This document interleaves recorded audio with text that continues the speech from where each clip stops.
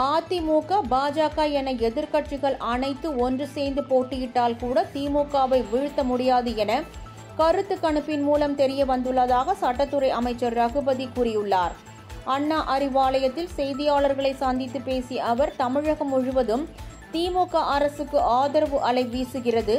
2026 தேர்தல் வெற்றிக்கு முன்னோட்டம்தான் ஈரோடு கிழக்கு வெற்றி எனவும், இப்போது தேர்தல் வைத்தாலும் திமுக கூட்டணி வெல்லும் என்றார்.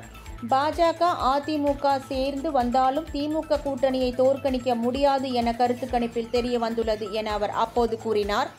மேலும் அண்ணா அறிவாலயத்தில் உள்ள செங்கலில் கை வைப்பதற்கு கூட அண்ணாமலையால் முடியாது எனவும், பாலியல் புகாரில் குற்றம் நிரூபிக்கப்பட்டதால் காவல்துறை அதிகாரி பணியிடை நீக்கம் செய்யப்பட்டார் எனவும் அவர் அப்போது தெரிவித்தார்.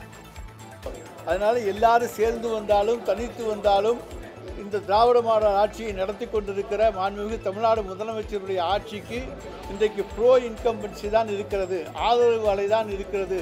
ஆன்டி இன்கம்பன்சி என்பது கிடையவே கிடையாது, எதிர்ப்பு அலை என்பது கொஞ்சம் கூட கிடையாது என்பதை நாங்கள் உறுதிபட தெரிவித்துக் கொள்கிறோம்.